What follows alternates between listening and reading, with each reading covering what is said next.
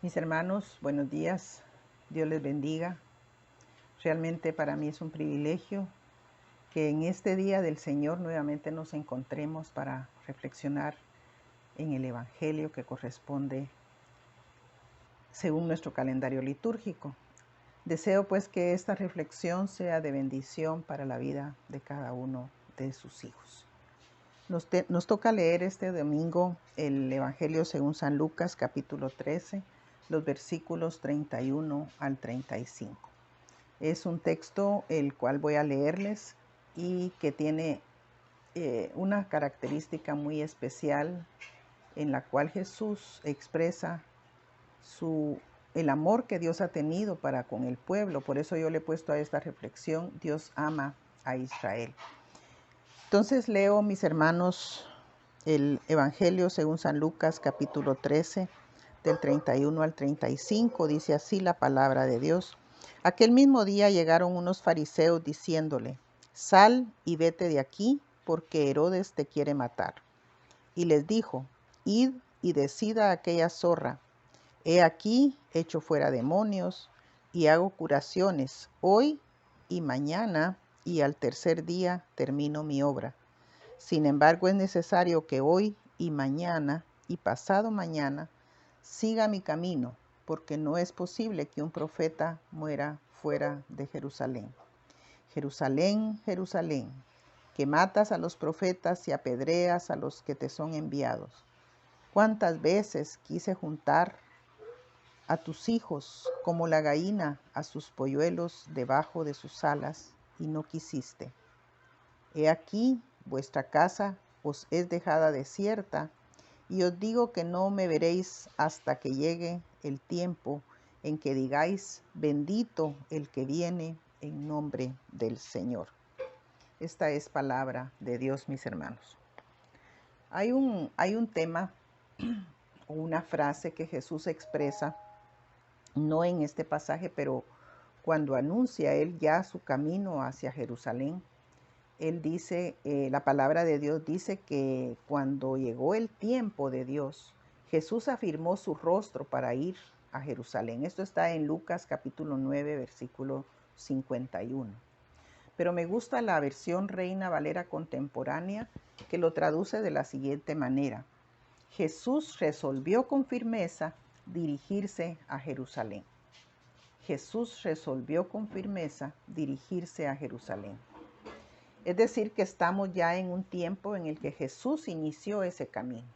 Pero me gusta esa palabra, como la traduce la Reina Valera contemporánea, resolvió con firmeza, porque lo que está en este texto, mis hermanos, es una llegada de los fariseos delante de Jesús para decirle que tiene que salir de Jerusalén, que se vaya, porque Herodes lo quiere matar. Y una de las preocupaciones de los estudiosos de la Biblia es determinar en su interpretación del texto si estos fariseos le están hablando a Jesús con buena intención o con mala intención, porque nosotros siempre tenemos la imagen de los fariseos opuestos a Jesús. De todas maneras, el punto es que aquí hay un mensaje para que Jesús salve su vida, podríamos decirlo en términos humanos, y que ya no vaya a Jerusalén, que salga de Jerusalén, que no siga en este camino, sino que busque otro camino, lo cual sería prácticamente negar aquella firmeza con la que en 9:51 dice la palabra que él afirmó su rostro para ir a Jerusalén. Tomó la decisión, resolvió con firmeza. Y esa es una de las cosas con las cuales partimos para la interpretación o para compartir esta reflexión. Jesús va en camino a Jerusalén, va resuelto. Pero lo primero que aparece en este texto es un llamado de esos fariseos para que salga de ahí, para que renuncie a ese camino, renuncie a esa decisión que tomó. La respuesta de Jesús va aquí en dos porciones. Del versículo 32 al 33 hay una respuesta directa a esta frase que le dicen los fariseos. Y es una frase que va dirigida en dos sentidos. En primer lugar, no le teme a Herodes. Id y decida a aquella zorra que estoy haciendo mi tarea, que aquí echo fuera demonios y hago curaciones hoy y mañana y al tercer día. Hoy y mañana y pasado mañana. Yo voy a seguir.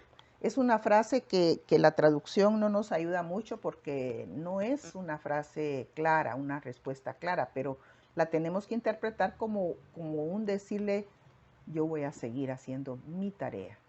Y es curioso que la tarea que él ahí describe es nada más expulsar demonios y hacer curaciones, aunque sabemos nosotros que el ministerio de Jesús era un poco más amplio.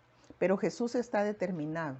Él conoce el peligro. Para él no hay nada extraño en lo que le están diciendo. No es una nueva noticia, sino que es algo que él sabe, pero que no le tiene temor, ¿verdad? Porque está resuelto a enfrentar todo lo que representa llegar a Jerusalén, llegar a la cruz, ¿verdad? Que es peligro de muerte, dolor y todo lo demás. Él está determinado y ningún plan de los fariseos, ningún plan de Herodes va a cambiar su plan. Ahora, según la literatura rabínica, porque nos llama la atención que él llame zorra, aquella zorra es refiriéndose a Herodes. Este Herodes es hijo de Herodes el Grande, mis hermanos, el que puso en peligro la vida de Jesús cuando nació, ¿verdad? Pero, ¿qué significa esa palabra zorra? Y lo único que podemos decir es que es una palabra, una frase despectiva, es decir, muestra a Jesús el desprecio, tal vez no por Herodes como figura específica, sino por todo aquello que se oponga a su camino. Él va a seguir, esa es la determinación. Él es necesario, y eso lo repite el Señor, es necesario que el Hijo del Hombre vaya a Jerusalén, padezca, y es necesario ahora pues que Jesús cumpla su misión. Los discípulos de Jesús, los fariseos y los seguidores de Jesús van con él a Jerusalén, pero aún no conocen a cabalidad el propósito de Jesús. Y entonces él sí lo sabe. Él sí lo sabe, pero está determinado, está resuelto a seguir. Luego, mis hermanos, en los versículos 34 y 35 está algo que es una frase como un lamento sobre Jerusalén. Los estudiosos le llaman el apóstrofe a Jerusalén, como quien dice el poema o el mensaje a Jerusalén. Y es un lamento con advertencia y juicio. En estos dos versículos está todo ese contenido. Oigamos, dice Jerusalén, Jerusalén. ¿Cuántas veces quise juntar a tus hijos como la gallina a sus polluelos debajo de sus alas? Jerusalén, Jerusalén, que matas a los profetas y apedreas a los que te son enviados. Porque está Jesús entendiendo que ese mensaje de los fariseos viene no de ellos específicamente, sino de Jerusalén. Nuevamente rechazando al enviado, al Cristo. Así que en este mensaje se expresa, hermanos, hasta cierto punto la frustración, ¿verdad? Y esa repetición, Jerusalén, Jerusalén, es un énfasis específico para esto. Recordemos cuando le dijo a Marta, Marta, en aquel relato también de Lucas, donde está Marta quejándose de que su hermana María prefiere estar oyendo al maestro y no ayudarle a servir. Entonces él le dice, Marta, Marta, es una reconvención, o sea, es un llamado de atención a Marta, que está no con palabras fuertes, sino expresado en esa repetición de su nombre, ¿verdad? Y también a Pedro, en algunas ocasiones, Jesús le dijo, Simón, Simón, como quien dice, otra vez estás negando lo que debe de ser, otra vez estás en contra de los propósitos divinos.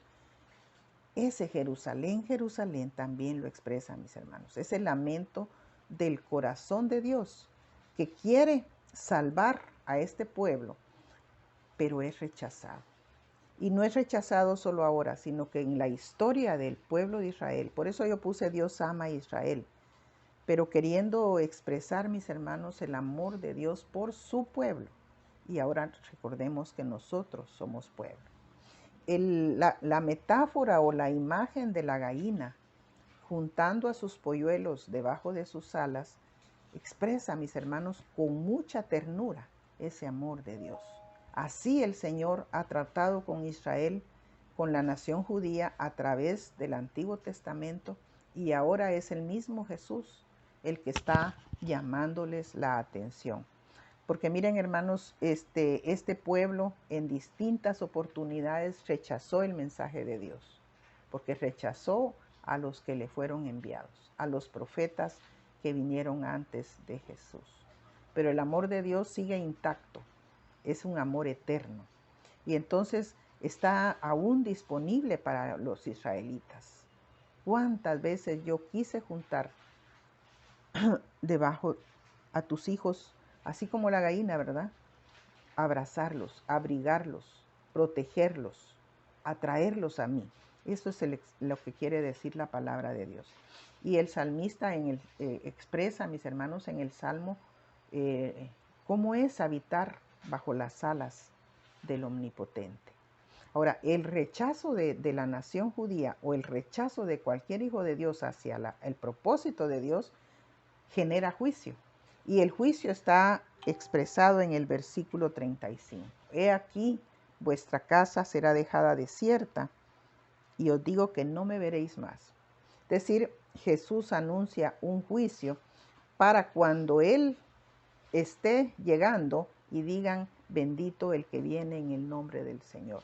Pero no se refiere a su entrada triunfal, mis hermanos, se refiere a su segunda venida. En realidad, el pueblo de Dios, la nación judía y nosotros como pueblo de Dios, estamos siempre en esa relación con Jesús.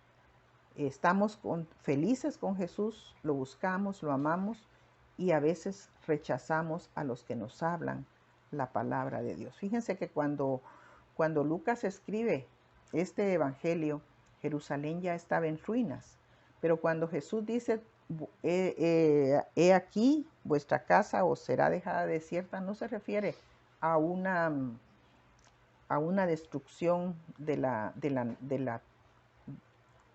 ciudad o una destrucción del templo, sino que se refiere a ese hecho, ¿verdad? Y tampoco, como les decía, se refiere a su entrada triunfal, sino a esa segunda venida, la parusía de Jesús. Este pasaje, mis hermanos, para terminar, provoca preguntas. ¿Queremos nosotros realmente cobijarnos bajo sus alas? ¿O buscamos el resguardo de otras fuerzas humanas? Estamos dejando la protección de Dios, queriendo protegernos a nosotros mismos o protegernos bajo otros poderes o fuerzas humanas.